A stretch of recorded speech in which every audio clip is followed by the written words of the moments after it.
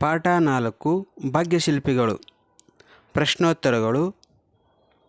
ಕೊಟ್ಟಿರುವ ಪ್ರಶ್ನೆಗಳಿಗೆ ಒಂದೊಂದು ವಾಕ್ಯದಲ್ಲಿ ಉತ್ತರಿಸಿ. 1. ನಾಲ್ವಡಿ ಕೃಷ್ಣರಾಜ ಒಡೆಯರು ಯಾವಾಗ ಪಟ್ಟಾಭಿಷಿಕ್ತರಾದರು? ಉತ್ತರ: ನಾಲ್ವಡಿ ಕೃಷ್ಣರಾಜ ಒಡೆಯರು 1895ರಲ್ಲಿ ಪಟ್ಟಾಭಿಷಿಕ್ತರಾದರು. ಪ್ರಶ್ನೆ 2. ನಾಲ್ವಡಿ ಕೃಷ್ಣರಾಜ ಒಡೆಯರು ಯಾವುದಕ್ಕಾಗಿ ಕಂಕಣಬದ್ಧರಾದರು? ಉತ್ತರ: ನಾಲ್ವಡಿ ಕೃಷ್ಣರಾಜ ಒಡೆಯರು ಮೈಸೂರು ರಾಜ್ಯದ ಸರ್ವತೋಮುಖ ಅಭಿವೃದ್ಧಿಗೆ ಕಂಕಣಬದ್ಧರಾದರು. ಪ್ರಶ್ನೆ 3. ಏಷ್ಯಾ ಖಂಡದಲ್ಲಿಯೇ ಮೊದಲು ಪ್ರಾರಂಭಿಸಿದ ಜಲವಿದ್ಯುತ್ ಯೋಜನೆ ಯಾವುದು? ಉತ್ತರ: 1900ರಲ್ಲಿಯೇ ಶಿವನಸಮುದ್ರದ ಬಳಿ ಕಾವೇರಿ ನದಿಯ ಜಲವಿದ್ಯುತ್ ಯೋಜನೆ ಏಷ್ಯಾ ಖಂಡದಲ್ಲಿಯೇ ಮೊದಲು ಪ್ರಾರಂಭಿಸಿದ ಜಲವಿದ್ಯುತ್ ಯೋಜನೆಯಾಗಿದೆ. ಪ್ರಶ್ನೆ 4. ಬ್ರಿಟಿಷ್ ಸರ್ಕಾರ ವಿಶ್ವೇಶ್ವರಯ್ಯ ಅವರಿಗೆ ಯಾವ ಪದವಿಯನ್ನು ನೀಡಿ ಗೌರವಿಸಿತು? ಉತ್ತರ: ಬ್ರಿಟಿಷ್ ಸರ್ಕಾರ ವಿಶ್ವೇಶ್ವರಯ್ಯ ಅವರಿಗೆ ಸರ್ ಪದವಿಯನ್ನು ನೀಡಿ ಗೌರವಿಸಿತು.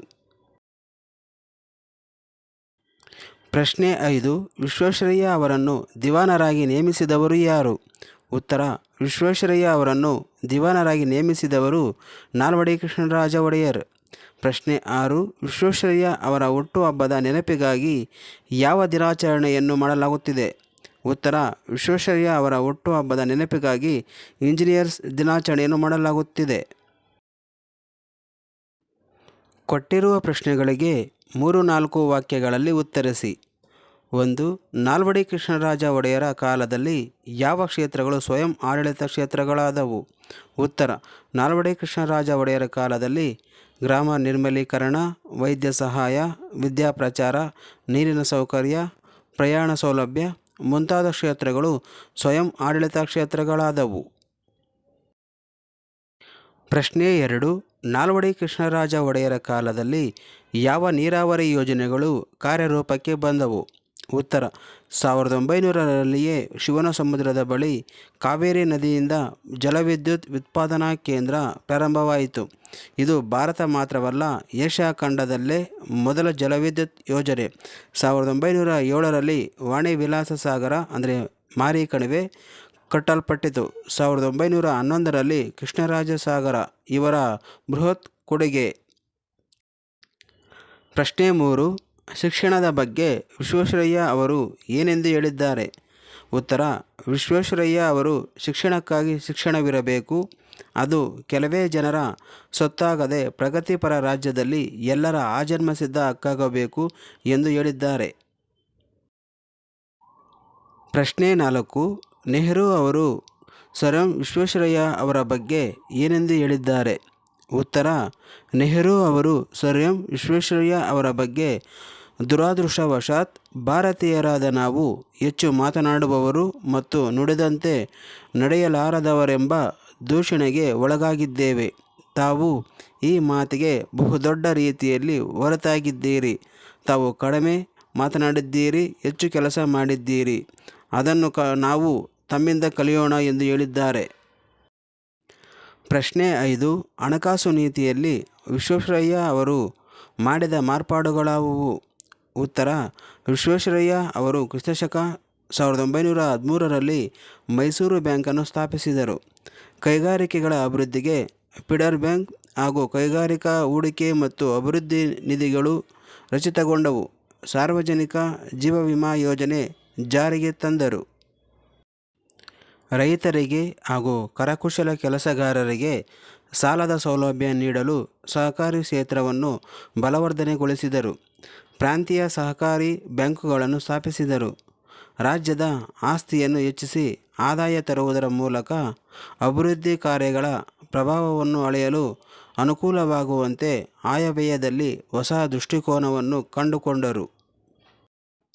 ಕೊಟ್ಟಿರುವ ಪ್ರಶ್ನೆಗಳಿಗೆ 8-10 ವಾಕ್ಯಗಳಲ್ಲಿ ಉತ್ತರಿಸಿ. ಪ್ರಶ್ನೆ 1. ನಾಲ್ವಡಿ ಕೃಷ್ಣರಾಜ ಒಡೆಯರ ಕಾಲದಲ್ಲಿ ಮೈಸೂರು ಮಾದರಿ ಮೈಸೂರು ರಾಜ್ಯ ಹೇಗಾಯಿತು?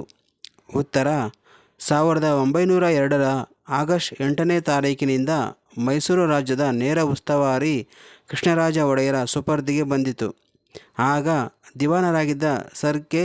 ಶೇಷಾದ್ರಿ ಅಯ್ಯರ್ ಅವರ ಸಹಕಾರದೊಡನೆ ಮೈಸೂರು ರಾಜ್ಯದ ಸರ್ವತೋಮುಖ ಅಭಿವೃದ್ಧಿಗೆ ನಾಲ್ವಡಿ ಕೃಷ್ಣರಾಜ ಒಡೆಯರು ಕಂಕಣಬದ್ಧರಾದರು.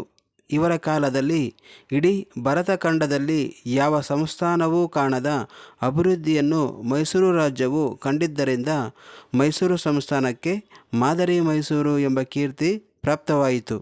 ನಾಲ್ವಡಿ ಕೃಷ್ಣರಾಜ ಒಡೆಯರು ಅರಸು ಮನೆತನದಿಂದ ಬಂದವರಾಗಿದ್ದರೂ ಸಹ ಜನತೆ ಆಡಳಿತದಲ್ಲಿ ಪಾಲ್ಗೊಳ್ಳುವಿಕೆಯ ಪರವಾಗಿದ್ದರು.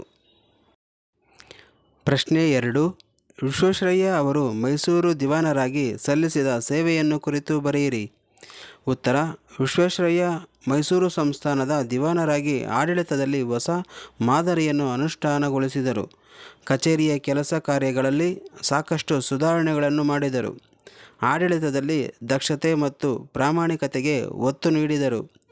ಸಂಸ್ಥಾನದಲ್ಲಿ ಸ್ಥಳೀಯ ಮಟ್ಟದಲ್ಲಿ ಕೇಂದ್ರೀಕೃತವಾಗಿದ್ದ ನ್ಯಾಯಾಂಗ ಮತ್ತು ಕಾರ್ಯಾಂಗಗಳ ಅಧಿಕಾರವನ್ನು ಪ್ರತ್ಯೇಕಗೊಳಿಸಿದರು.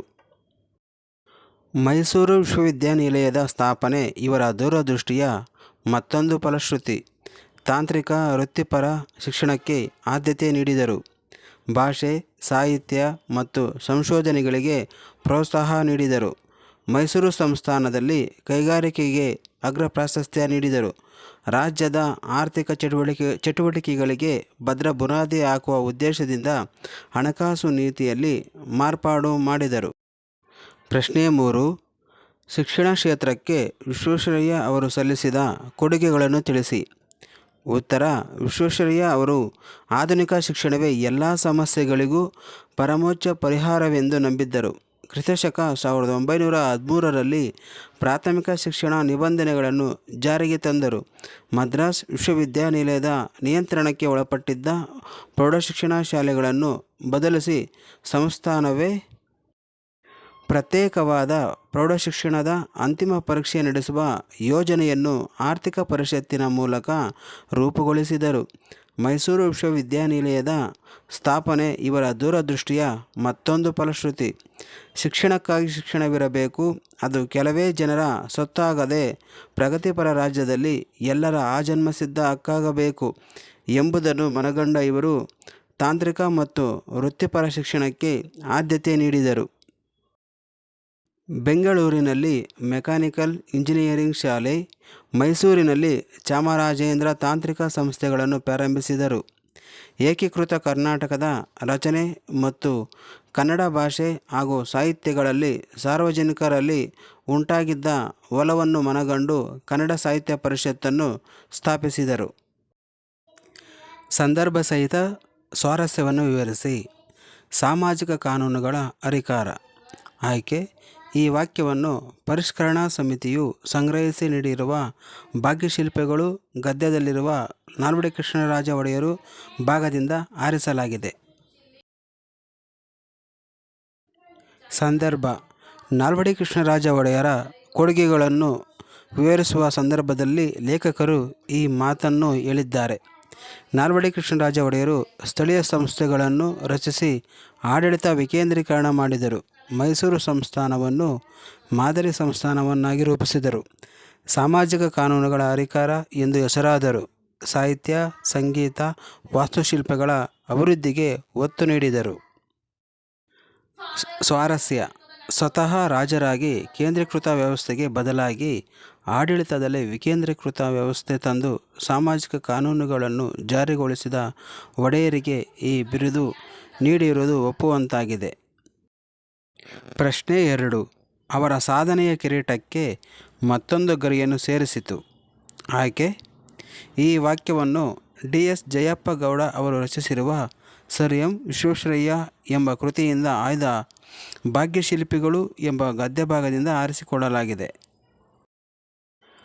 ಸಂದರ್ಭ: ವಿಶ್ವೇಶ್ವರಯ್ಯ ಅವರು ಪೂನಾದ ಮುಂತಾ ಕಾಲುವೆಗೆ ನೀರಿನ ನೆಲೆಯಾಗಿದ್ದ ಪಿಪ್ ಜಲಾಶಯಕ್ಕೆ ತಾವೇ ಅನ್ವೇಷಣೆ ಮಾಡಿದ ಸ್ವಯಂಚಾಲಿತ ಬಾಗಿಲುಗಳನ್ನು ಯಶಸ್ವಿಯಾಗಿ ಅಳವಡಿಸಿದರು ಎಂದು ಹೇಳುವ ಸಂದರ್ಭದಲ್ಲಿ ಲೇಖಕರು ಈ ಮಾತನ್ನು ಹೇಳುತ್ತಾರೆ. ಸ್ವಾರಸ್ಯ: ವಿಶ್ವೇಶ್ವರಯ್ಯ ಅವರಲ್ಲಿದ್ದ ಬುದ್ಧಿಶಕ್ತಿ ಹಾಗೂ ಅನ್ವೇಷಣಾ ಸಾಮರ್ಥ್ಯವನ್ನು ಈ ಮಾತಿನ ಮೂಲಕ ಸ್ವಾರಸ್ಯಪೂರ್ಣವಾಗಿ ಅಭಿವ್ಯಕ್ತಪಡಿಸಲಾಗಿದೆ.